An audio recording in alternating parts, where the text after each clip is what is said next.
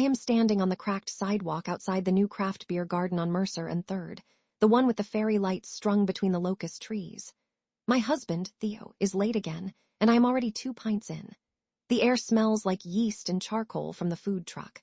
I lean back in my chair, boots crossed on the bench, and laugh too loud at nothing. My friends Leela and Rowan sit opposite me. Leela twirls her engagement ring like it is a helicopter blade. Rowan keeps checking his phone for the score of whatever game is happening somewhere else. I wave my empty glass at the server, then drum my nails on the wooden table. Honestly, if Theo got hit by a rideshare tomorrow, I could replace him in a weekend, I say, shrugging. Swipe, swipe, done. Men are like Wi-Fi networks, there is always another signal. The words tumble out of my mouth before I can catch them. I am proud of how clever I sound. Leela's jaw drops. Rowan actually looks up. Behind me, I hear footsteps stop. I turn. Theo is standing there holding 2 paper sacks from the Korean fried chicken pop-up, the one I begged him to wait in line for. His shoulders are rigid under his gray jacket. His beard twitches like it is trying to grow teeth. You really believe that? He asks, voice low, steady, that I am interchangeable. The fairy lights buzz overhead. Somewhere a child squeals. I feel the beer fizzing in my stomach. I shrug again, smaller this time. It is a joke, Theo. Do not be dramatic. He sets the bags on the table. Grease blooms through the paper like dark flowers. I am not laughing. He does not sit. He looks at each of my friends, then at me. Something in his eyes goes cold and closed, like a shop flipping its sign to closed in the middle of the afternoon. Then he turns and walks away, past the locust trees, past the string quartet that has just started playing something mournful and slow.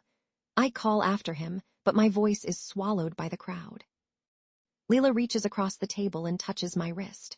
That was brutal, Mara. I roll my eyes. He will get over it. He always does. I am wrong. 2 days later, I am standing in the parking lot behind our apartment building, the one with the broken security gate that never closes. The Honda is gone. The reserved sign that Theo hand-painted to look like a vintage surfboard is leaning against the wall. I stare at the empty rectangle of asphalt. My phone shows 0 missed calls. Inside, the apartment feels larger, like someone let the air out of it. The dog bowls are missing.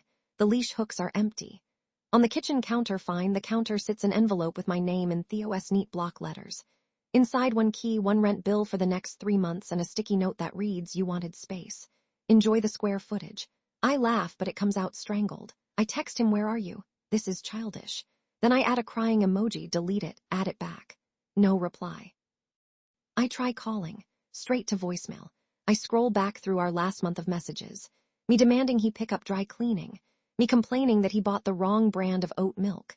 Me sending a selfie from the bar with the caption, "Missing you, but not that much." I wince. On Saturday, I drive well. I Uber to the river trail where Theo likes to run. I figure I will intercept him at mile marker 3, apologize, maybe make a joke about my terrible sense of timing. I wait on the wooden footbridge, wind whipping my hair into my mouth. Joggers pass, earbuds in, sweat darkening their shirts.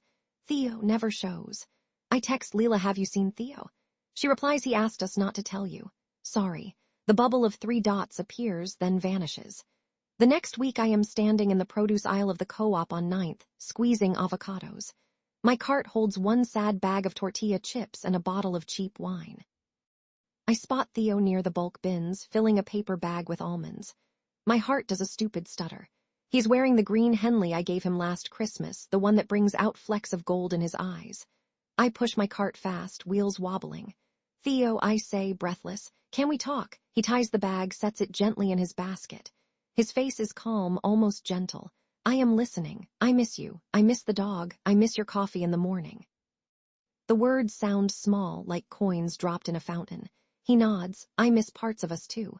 But I am not coming back. Something inside me cracks. I said I was sorry. What more do you want? Respect," he says, and maybe the knowledge that I was not just a placeholder until something better came along. He walks to the checkout. I watch him pay with the card we used to share. The cashier smiles at him, familiar. Of course they know him here. He probably still buys the dog treats she loves, even though the dog is with him now. That night I sit on the fire escape, legs dangling over the alley. The city hums below. I replay the beer garden moment, the way my voice sliced the air. I remember Theo flinching, the smallest movement, like he had been slapped. I scroll through photos on my phone, Theo and me at the coast, Theo holding the dog up like Simba, Theo asleep on the couch with his mouth open. I delete none of them. I text him one last time I was wrong. You were never replaceable. I am sorry I made you feel that way. The message shows delivered, then read. No dots. No reply. I lean my forehead against the cool metal railing. Somewhere a siren wails. I stay there until the sky turns the color of a healing bruise.